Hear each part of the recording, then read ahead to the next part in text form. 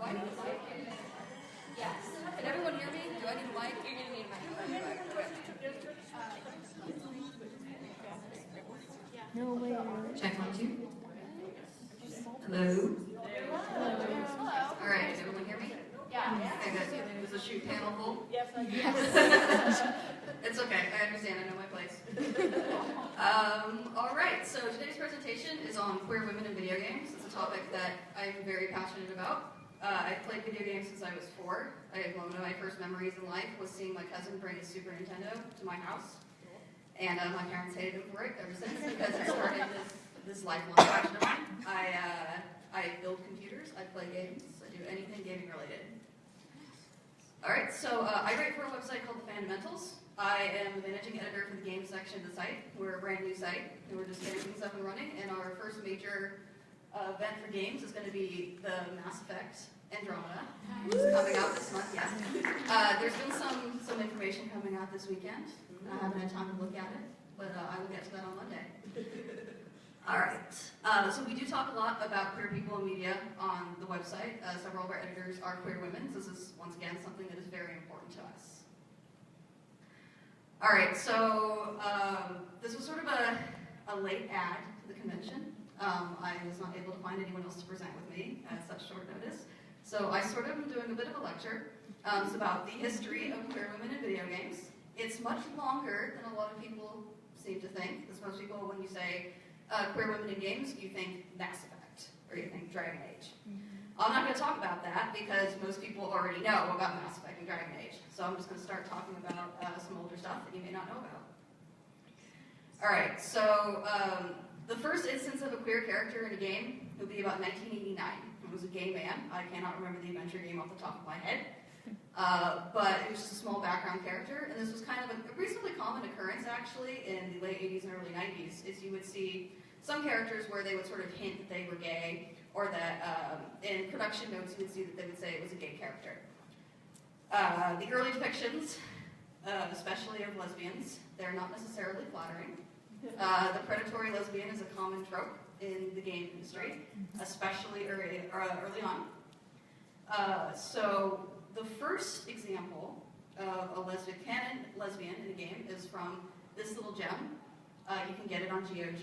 It's an amazing game. It's about a young woman whose father was a detective, and she's an aspiring reporter to be the first female reporter for the Chicago Tribune. So the game takes place about in the 1920s. So it's called the Dagger of Ammon-Ra.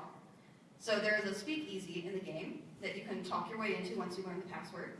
And there is a lesbian flapper who is in the bathroom. And she is waiting for another character in the game who she name drops, who you meet later on. And you sort of piece 2 and 2 together that they are having an affair. So I'm going to show you the clip. You have sweet little Laura here, who's so innocent. Hiya, doll face. Looking for a good time?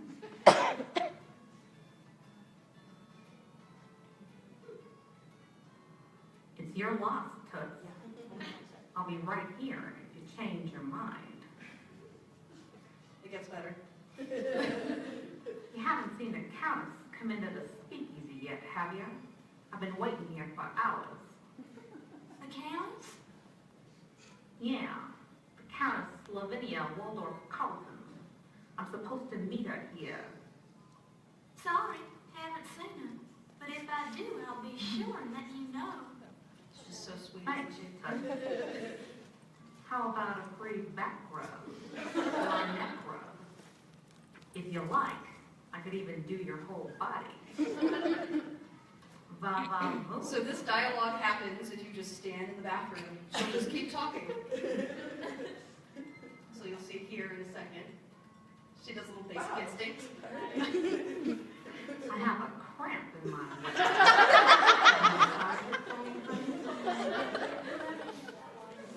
Yes, that was fun to mid-cap this weekend. Yeah, so that is the first canon lesbian ever in a video game. So this one, funny enough, I thought I knew everything there was to know about Fallout. I was wrong, because it never occurred to me to even try this in Fallout 2. So apparently, they're this brother and sister, and regardless of your player gender, you can have sex with them, and then their father will force you into a shotgun marriage after, because this is the way of the wastes. So I'm not going to show you a video for this one because there is precious little voice acting in Fallout 2. But essentially what you're seeing here in the screenshots is the preacher says something along the lines of, do you take this other to be your lawfully wedded other? So, yeah, there's that. This was actually before Bethesda took over the franchise, but Bethesda did sort of spiritually honor this later on as they went forward with the Fallout series. Alright, so this adventure game, if you're going to play it, just get a guide, save yourself the trouble. It has some of the worst examples of moon logic ever put in a game. Rubber ducky. Yes! Who said rubber ducky? Yes, yeah. That's one of the worst puzzles ever written. I don't know who wrote that. I hope they never worked in the game industry again. Alright, so you have Mickey and Fiona.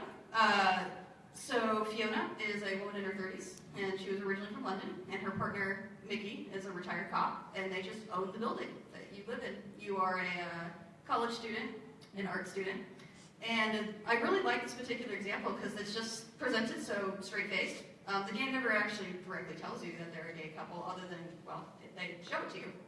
And you'll see here, I have just a short little clip for you. Where's everybody this morning? Mickey's tied up in the basement.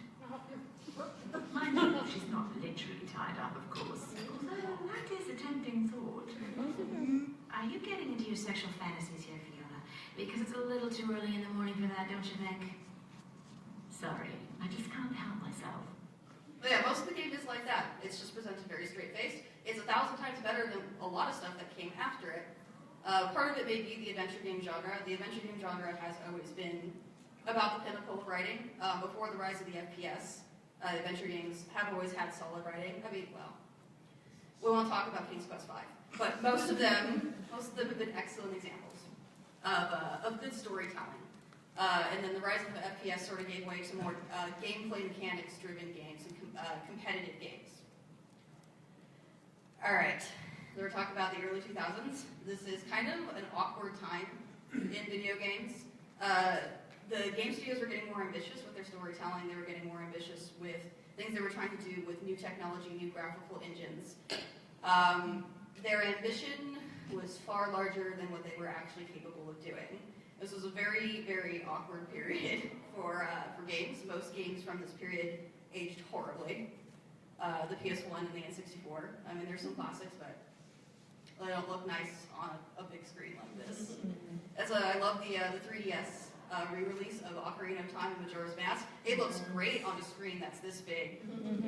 Not so much on the big screen. Alright, so the games were trying to grow up as a medium because their original audience had grown up and were becoming adults, except they still were very tied to a very juvenile definition of adult content. So with queer women, as I have here, representation increases, so does fetishization. But despite growing pains, there were some things. Some were good and some were bad. We're going to start with the bad. So I don't know if you guys remember this. Some of you look a little young to actually remember this, but you may have seen the ad campaign because it's quite famous for being horrible. So this game was a sequel to a reasonably mediocre PS1 game, but it was only really remarkable in that the main character, the protagonist, is bisexual, and that she had a previous relationship with a woman. And so you can see this lovely quote from the developer. So once and for all, let me set the record straight, Hannah is not a lesbian. She likes men, and she likes women. Who she chooses to go to bed with at the end of the day is not a big deal. The only reason I wanted Hannah to have a female companion this time around is because it gives me the ability to create an extremely interesting love triangle further down the road. He was quite optimistic about his potential for a sequel, wasn't he? All right. So this is the ad campaign for it. Yeah. No, you know what the best part is? These ran in family magazines. These were in EGM, PlayStation magazine. Oh yeah. Right. There were 13 different endings to the game. Different endings. But yeah, this is a real thing, and this is a big problem in the game industry, and this is part of why we have such a horrible reputation of being immature, is that for a long time. This, and especially the old Laura Croft advertisements, her posing with Duke Nukem, and that was very immature. We have fortunately made some progress since then. I want to make you watch a clip from this game because I had to watch it while researching this. Suffer with me. So this is the elevator scene. Oh, check this out. The camera? Sorry, boys. This is private.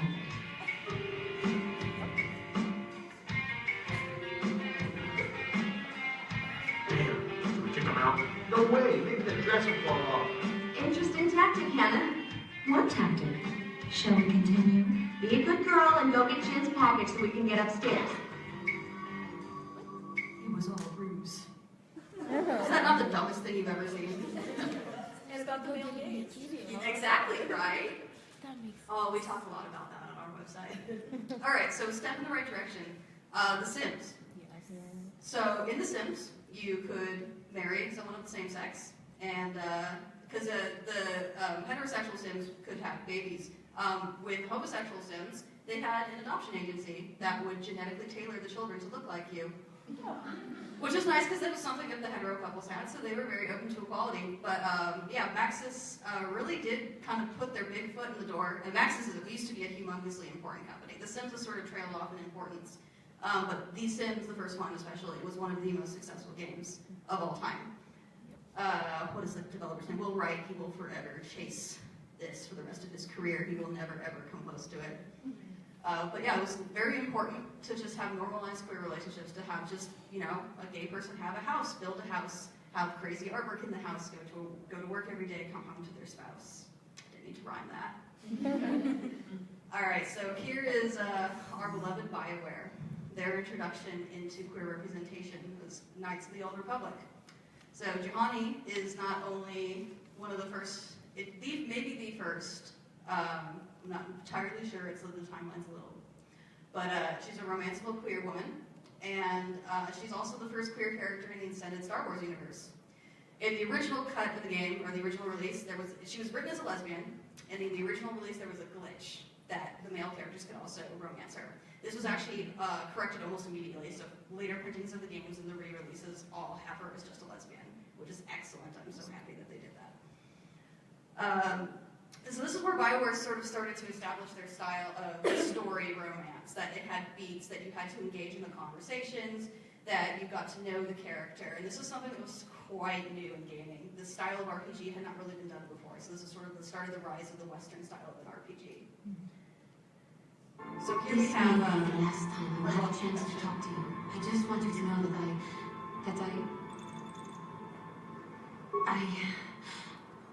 I care for you. I do not know why. I do not know if anything will be possible, or if you even return what I feel, but I do know it is there. I am sorry if this upsets you. I am so sorry if I am wrong, but I cannot deny what it is that I feel. Now that I have put myself in this position, I know not what to say.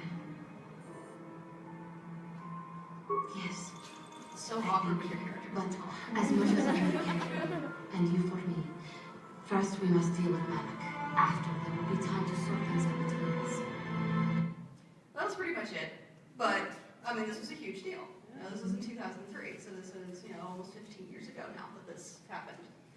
But a lot of people thought it was going to be sort of a one-off thing, and we were wrong, because BioWare decided that they were going to make this a priority for their games going forward. So in Jade Empire as well, they included, they had not only a queer woman romance, they also had a queer man romance.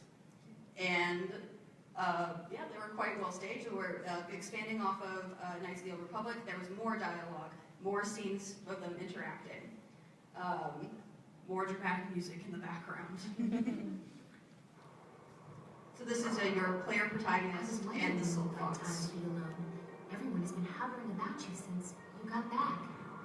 You can also see that the voice I acting have improves over hesitated to time. talk to you. I wanted to be sure of what I would say. To be sure that you are still the person I cared so much about. Do you still feel the same way for your Silk Fox?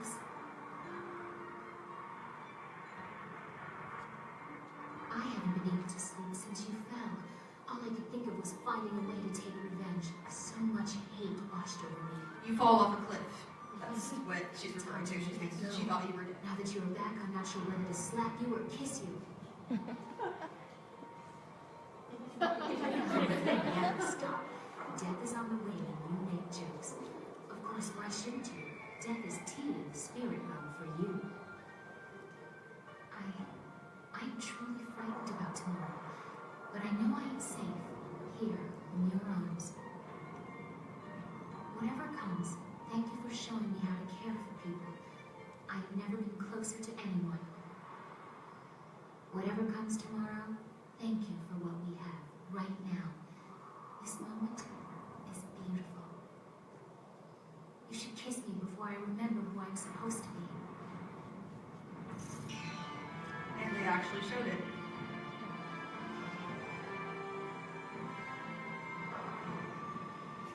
I would have hated to be the model rigger for this. Because it's not mocap, like it's literally just models in Maya that they had to rig together. And whatever, it was 10 years ago, it's fine. Alright, so the queer character renaissance. Yes, you have a question? Sorry, what were the options? Sorry, I couldn't read it from you that everyone laughed at. Oh, slap me, then kiss me. Yeah. Alright, so it was the PS3, Xbox 360 console generation. We made a humongous leap in technological capacity, especially for texture density, for the number of nodes that you can manipulate in faces. Mocap became possible to do in video games and became affordable to do. So because of this, because of the better technology, and also that there was more money behind games, you could hire better voice actors, you could hire more of them. The emoting on the faces of the characters improved, and so you could do more emotional things, and the audience would connect even more with the characters than they had before. So things got a lot less robotic. It was also that the FPS genre continued to dominate, but because of this increase in technology, it started to become unacceptable to have a game that didn't have a story. And this is all BioWare's fault. Little bit Bethesda, but BioWare very much. This is very much their fault, especially in the Western market. So, we're going to talk. You probably know what's coming next. Mass Effect. This is one of my favorite games. The gameplay has aged about as well as sushi in a heat wave. It's not great. It's not great. It was clunky even at the time it was released. It was kind of a low budget production. They have a huge texture problem in one of the opening cutscenes. The first time you meet Saren, it takes about 10 seconds for the actual texture on his face to pop in. It's really awkward. At first I thought it was a PS3 port issue. Oh no, it's on the PC version too. The highest native resolution for it is 720. So yeah, it was not quite low budget, but this was before BioWare was really the powerhouse they were. And so they had Dr. Liara Sassoni, who was an option for both male chef and femme chef, although I often forget that because I see almost no art or give sets with male chef. And really, she just sort of has been accepted as being one of femme chef's romances. Something that I distinctly remember about this was the smartest thing that BioWare ever did was leak that there was sex in this game. It was all that Fox News talked about for a week. I don't know if you guys remember Jack Thompson. Yeah, he actually lost his bar. Really? Yeah. Good for him. Mm-hmm. I know, right? Thank God. Actually, I worked at GameStop a number of years ago, and we once changed the tagline. We changed the tagline on the receipt to "I Heart Jack Thompson." It was right around when this came out. He was throwing a fit about it. We didn't realize that you couldn't change it more than once a day. So every person who bought a game that day, I heard Jack Thompson written on their receipt. Thankfully, we didn't get in trouble for it. But the sex scene, they wouldn't even show it on Fox News. They were like, this is too explicit to show to the public audience. So of course I'm going to show it to you right now.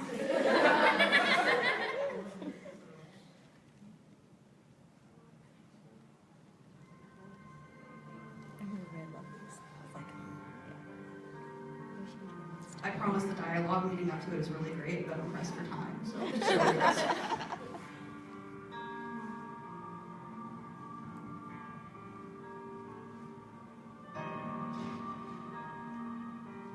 I promise that makes sense in context.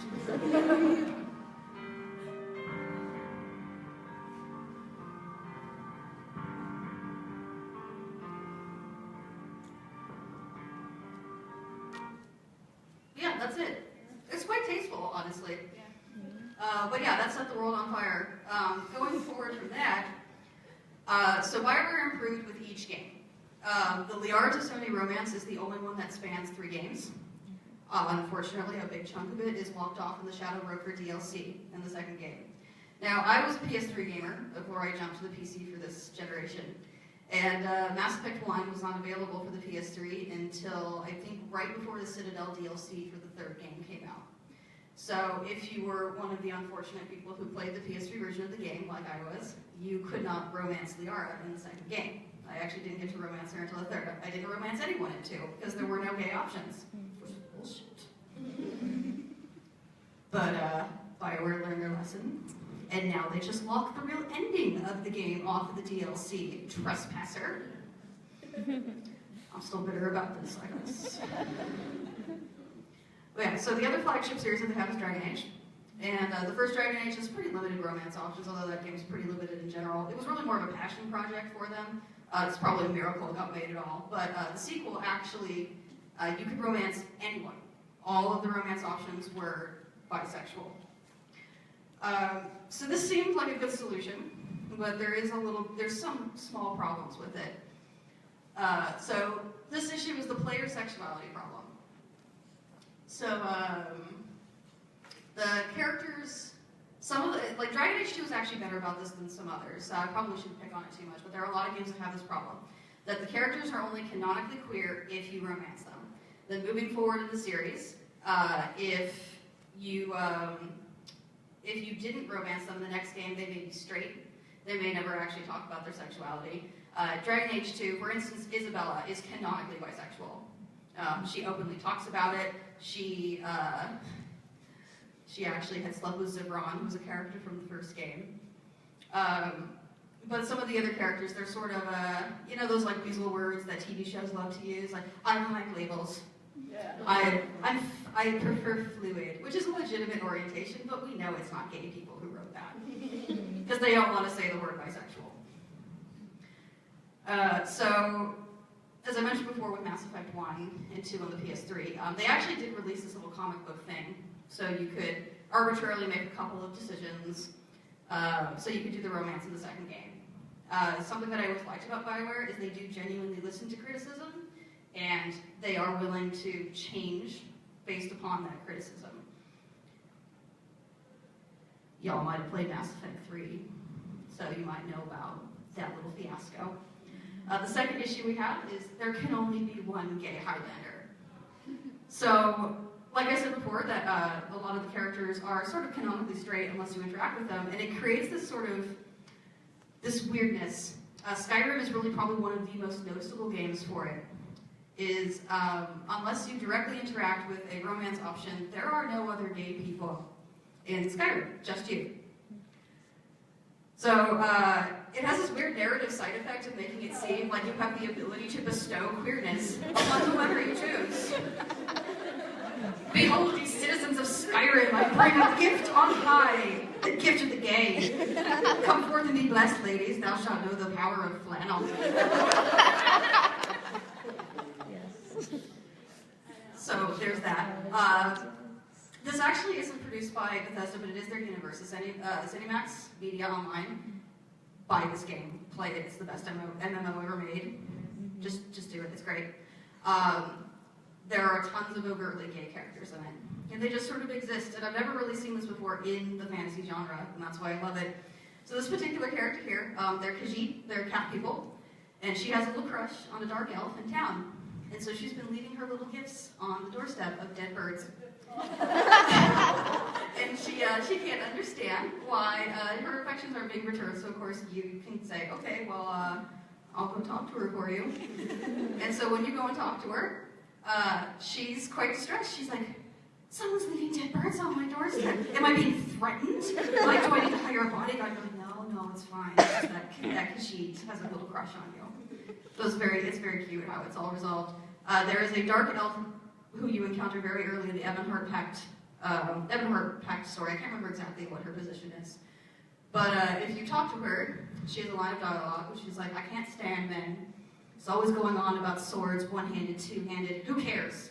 I want to talk about a nice sheath. And I just went, I agree. I concur. It was a bit of a crass joke. I was not expecting it. So yeah, good job. It's in Max by ESO. It's free to play, by the way. They do have a subscription, which gets you extra things, but you just buy the game once, and that's it. Alright, so I want to talk a little bit about the actual gaming industry. I actually originally started going to school for animation to work in the game industry, and I ended up not going into it. I actually work in hospitality. And the reason why, or one of the reasons why, is that to produce art for someone else, it was making me really hate it. I was very burned out, and I thought, there's no way I'm gonna make it past 35 in this career. And the game industry is notoriously difficult to work in. There's a very short cycle in production. Once production is over, you are once again unemployed. So they have a big gig economy problem. They have a ton of overtime problems. And they have some other problems, especially with representation. So we have some fantastic news. The number of women in the game industry has doubled since 2009. Yay! To 23%. So right here is a perfect little illustration of what's wrong with the game industry. So by and large, although one thing I will say about it, it's fascinating to me that there's enough trans representation in the game industry that is statistically significant. So these surveys here, the IGDA does developer satisfaction surveys. They poll thousands of people, and every year that they've done it for the past about 3 or 4 years, there have been enough trans people in the industry that they've actually been statistically significant. I think that's wonderful. The sexual orientation, oddly enough, is actually higher than the statistical average for the US. There are a lot of bisexual people who work in games.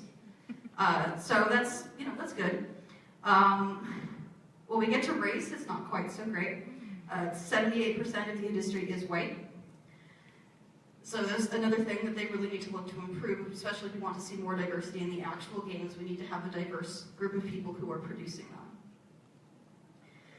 Here's another lovely snapshot of it really illustrates what the issue is. Bethesda is often hailed as being one of the most diverse studios, especially for AAA development studios. I'm sure you can see from the photographs that is a questionable statement. So on the left here, you have the team for Skyrim, and here on the right is Fallout 4. It's more or less the same people.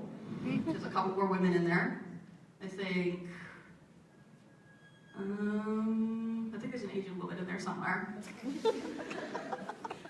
But you get the idea. I also love that in the Skyrim one, they put those two of their, I think they only have maybe 5 women worked on Skyrim, and 2 of them are right in the front to make sure that you're going to see them.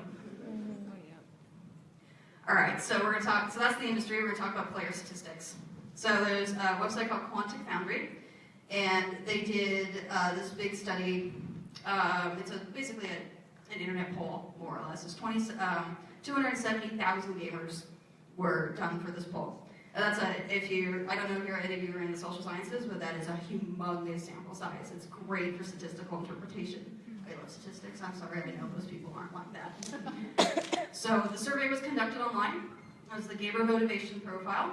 And so in addition to asking people about their playing habits, how much do you play, what consoles do you own, they also asked them to list 9 games.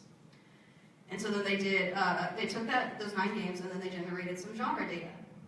And what they found was that women overwhelmingly prefer puzzle games and role-playing games. Dragon Age Inquisition and Skyrim came up a lot. I'm sure it's just a coincidence that these games allow you to play as a female protagonist. Call of Duty's finally getting on board with that. I should care, but I just can't. I hate that series. So their calculated percentage of female gamers was 18.5. Seems a little low, doesn't it? So there's the ESA studies, and those are usually, if you've seen statistics, it's statistically half the people who play games are women. That's from the ESA studies. And those are actually conducted via phone call. So they just call people up randomly in the US and ask them, hey, do you play games? So the real number is probably somewhere between 20 and 50. I think it's actually closer to 50 than it is to 20. So there's a couple other factors to this. It's something called a gamer motivation profile. The data is going to be skewed towards somebody who would click on something called the gamer motivation profile. Like I said, the ESA is done through random phone calls. Also that The ESA doesn't discriminate between someone who plays solitaire twice a year and somebody who, like me, builds their own computers. They shouldn't, though. You're right, they shouldn't. Which is my next topic. Filthy casuals. By the way, I have a t-shirt that says filthy casual. I'm not, but I just think it's funny. Despite study after study demonstrating the exact opposite, the gaming community still insists that the overwhelming majority of female gamers are filthy casuals and that they don't play real games.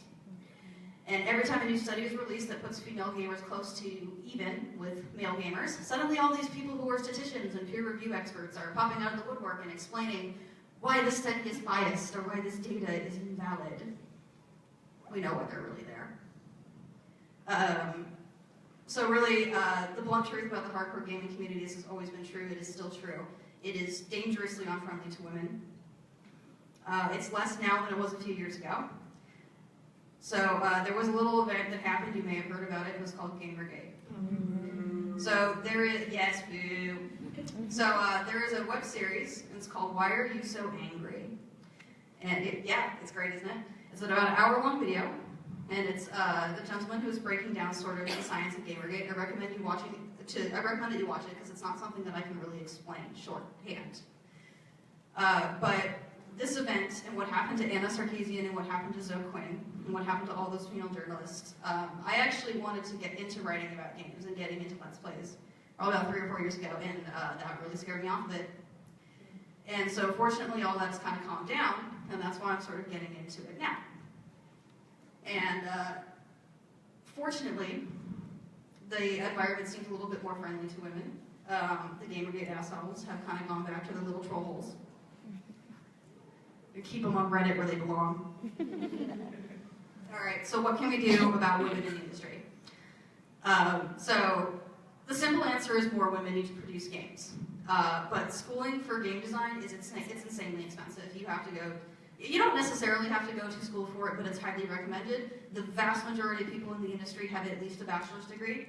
There are a lot of studios who won't even talk to you unless you have a degree from somewhere like RISD or CalArts, which is unfortunate because those schools cost something like $120,000 to $150,000 to attend, and that's assuming you finish on time.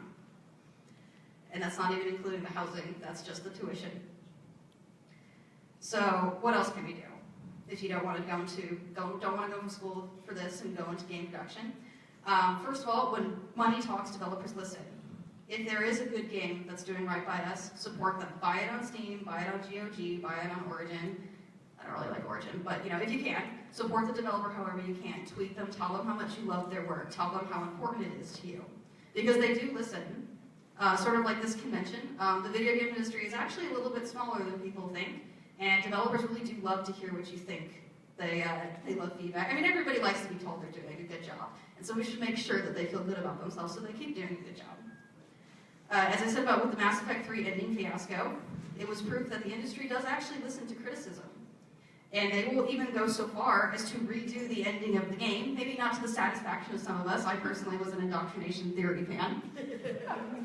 Maybe not quite what we wanted, but they actually did go back, they reanimated the endings, and they corrected some mistakes that they had made. And that was really impressive. I thought that was a very nice show of faith in their audience, that they were really intending to do right by the people who pay them, the people who keep their studio open. Indie development has never been easier. There are so many developer tools. The Humble Bundle, very frequently, probably once every couple of months, has a little bundle pack. It's something like $1,000 worth of game development tools, and you can pay whatever you want for it. It's often, I think, for the licensing codes, it's like maybe like $20 is the minimum for those because there's so much stuff.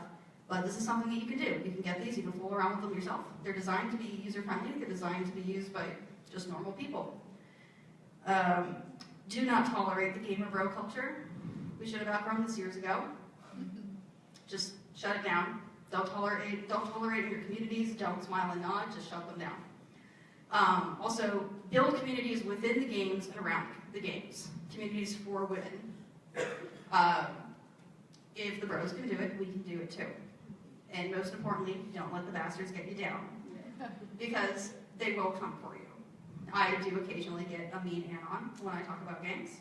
I'm kind of still small potatoes on Tumblr and that sort of thing, but yeah, they will. It's like they just sit there all all day and just Google whatever it is that is their thing. And the second that somebody says something bad about it, they're like, oh, I must reply. Someone's wrong on the internet. Also, I noticed anytime I say something mean, even just slightly mean about Batman, there's always somebody who sends me a nasty message. Just for the record, I hate the mobile phones. So I always get hate mail about that. Although less so after Arkham Knight came out, less so because that game was such an abysmal failure that it kind of shamed them into going back into the corner. Alright, so that's it for my little speech section of the panel. I'm actually not sure how we're doing on time. Where are we at? 10 minutes. I have 10 minutes to go. Okay, great. Does there anyone have any questions for me? Yes? Who is your favorite Dragon Age lady romance? Like the whole series or like per game? The entire Dragon Age franchise. Josephine. Just that, because I played as a human the first time, you know, the noble human, and you have to duel her suitor. And I was a mage, so of course I was like, I should use a weapon that I'm used to, and he's like, yeah, no, you'll fry me where I stand. You're using a sword, and I'm just like awkwardly holding it like this. Yes? How do you suggest fighting the Game of Thrones? Like, how do you shut it down effectively? This is going to sound weird. Ignore them. Because, you ever heard the sea lion joke? Is that the sea lions are very persistent and they bark at you, and honestly, they will eventually go away. Again, this is part of why I said we need to build our own communities amongst women, amongst allies.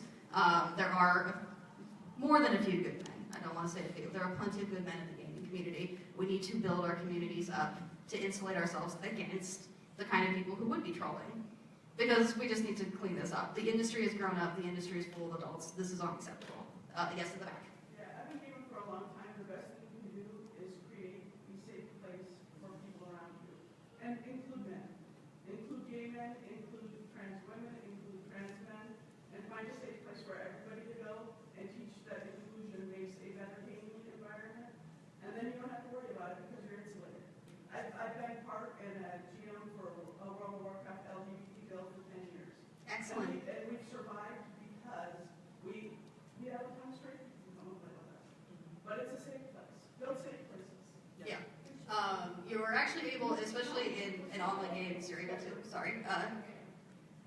In online games, you can build your own communities, you can build your own guilds, you can insulate against the trolls. You can always, and that's the wonderful thing about games. There's that block button. If someone's harassing you, you block them and you report them. And support people like Chris Cluey and straight allies with huge voices. Mm-hmm. And we'll make the world a better place one tweet at a time. Yes. Yeah. Thoughts/feelings about Natalie Dormer being the new Asari potential love interest? I added BioWare and was like, so yes or no, are we gonna get to romance Natalie Dormer? Because I need to know. You can see the developers doing this. You know damn well I'm not going to tell us. Yeah, that's what I told my managing editor. I was like, honestly, I don't need the Andromeda news for this presentation, but if they give a list of the sexual orientations of the romance options, you better tweet that to me right now, so I can tell all of you. Unfortunately, I have not received a message. But to answer your question about Natalie Dormer, that's a fantastic get. She's a wonderful actress. Oh, yeah. She has a wonderful voice. I am genuinely disappointed that the Asari looks nothing like her, but that's okay. I had a question here. Yes? Okay, so Lara Croft, do you think that the world will ever give her sexuality? No. I don't mean to get to, I don't know if you're aware, but Lara Croft and Sam, the ending of Tomb Raider, it was a little gay, wasn't it? And there was also that sweet boy who went off to try to impress her. And he was like, Laura, I did this to impress you, and she's just like, cool story, bro. I mean, she wasn't quite that big. She was just like, aw, and then she kisses him on the cheek because he's about to die. Believe me, I absolutely love that. I love the Tomb Raider series. I grew up with it, and despite the unfortunate ad campaigns from the 90s, I've always loved Lara Croft. It's always been an inspiration to me to have a female protagonist and one of the first and the biggest in the game industry. I guess the concern would be with the movie. Like what are they going to do with the movie? Are they going to shoehorn an unnecessary dude? Yeah. Or are they just going to leave it like the action adventure. Because I mean, in all the Angelina Jolie movies, she like ends up with some dude at the end, which is like depressing. Alicia Vikander kissed a girl. I mean, that would be like great, but like the games, they'll probably never say anything. I'm sure I'll sense it. This is the joke in the Fem/fandom is that you just know when something happens. It's like, I feel a sexy rumbling in the force. I can't remember who put the original tweet. It's like, I think a lady kissed another lady somewhere on television. There was a sexy rumbling in the force. Something will explode. Yeah, I would. Of course, I would love it, but I know, we'll see. If there's a lot of money riding on that series, it would be a bold move, but I think that they could do it. I had a hand it back here. Have you played Horizon Zero Dawn yet? I know that it's... I've been here all weekend. Isn't it PS4 exclusive? Yes. Yes. Okay, so I jump ship to my current gaming rig. I have to brag. I'm sorry. An i7 6700K processor, a GTX 1080 SLI system. It's a beast.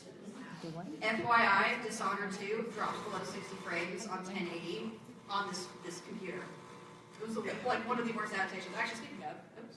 Hello, is this still live? Good. Yep. Yeah, but PS4, I was always a PlayStation fangirl from my youth. But the Horizon Zero Dawn, it's a gorgeous game. Just the color palette on it is so beautifully vibrant. It's so good. It's a problem in AAA gaming design is we have these very muted palettes that gray and brown is real, and we had a serious problem with that for several years. But Dragon Age Inquisition in particular had that beautiful, beautiful color palette, especially the Empress de Leon with of course. The white and the red, or the emerald greens is so green you literally just go when you're playing it. But yeah, Horizon Zero Dawn, I'm actually quite excited about it. Straight up. Yeah. It might actually be that system.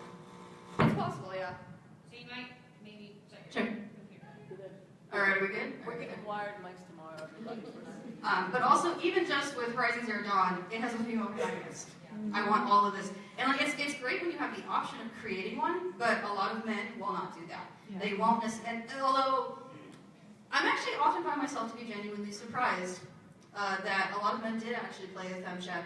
I think it's because Jennifer Hale or Jennifer Grey? Jennifer Hale. Yeah, Jennifer Hale's performance is brilliant. The male shep performer sounds like he took a fistful of Valium before he came to the studio that day. And I think that really carries some weight. Or with Dragon Age Inquisition, you had Alex is her first name, but she played Sam Traynor in Mass Effect 3, and she was the Inquisitor. That was another fantastic performance. And so like, really, that's voice acting can sometimes have that effect. That if you have a really phenomenal performance, sometimes that's all it takes to convince somebody to play the other side. All right, any other questions? Yes. So with like games like Life is Strange and like the DLC for Last of Us, and even like smaller games like Gone Home, are all amazing stories of queer teenage life, which is a killer. But how do you feel about those all being authored by straight men? Like straight men are the people who are telling us stories about queer teenage life. All right. So a little story about Mass Effect 3, but I promise it's related. So the gentleman who wrote Sam Trainor's story arc, he had said, I was like, well, he said, I really wanted to do right by the LGBT plus community. I really was just so stressed about it. And the first couple of drafts, it didn't go so well. And I showed it to some of my gay coworkers, and they were like, just write a character. Just don't, you're overthinking it. Just write her as a character. Just create a character. And I'm like, and he's like, so that's what I did. And I'm like, that's great. The result was fabulous. Why were your gay coworkers not writing this story? With Life is Strange, I have issues with that game. I just want to have a queer lady romance that's set, around teenagers that doesn't involve a date rape story. Is that too much to ask? Yeah. Like, it's a wonderful game. I totally, forget the town. I'm sorry. That wasn't even a choice. For me personally. I just did, I want Chloe. Or with The Last of Us, I'm so looking forward to this. That's like one of the greatest benefits. Yes. One of the greatest benefits of the sad dad phenomenon. Which actually, there's enough for it to be a trope, because there's The Last of Us, Walking Dead, and Dishonored 2. It's a trope. someone should contact TV Tropes. Probably should be me. But to have Ellie be the star of it. Also, what a beautiful job they did on aging her up. Yeah, so it was phenomenal. Yeah, that was a beautiful trailer. The blood everywhere. It was very powerful. Yeah, it's wonderful. I actually really do love The Last of Us. Again, once again, a game that is about an apocalypse has this gorgeous color palette. Like we have these amazing machines. Like and really, game systems are basically just they're the same as for powerful computers. We have these amazing machines. We're really just kicking off VR tech right now. I really want to see more of these vibrant colors. Later this year, they're going to do Fallout 4 VR, and you can bet your bottom that I'm going to drop $800 on a Vive because I want to play that. But yeah, I'm hoping that technology drops in price very soon because I personally can afford it. I know it's way out of a lot of people's range, especially for the PC, because in addition to the $800 device, you need like a $1,200 PC to run it, and I just feel like that's really unreasonable. Are there any other questions? You're out of time. I'm out of time? All right, that's it. Thank you very much. This is a lot cooler than I was expecting, and you all look wonderful. This is my contact information. So pretty much everything that I'm on, it's either OMG Elizabeth or it's OMG Liz if there was a character count limit. All right, that's it for me. Thank you.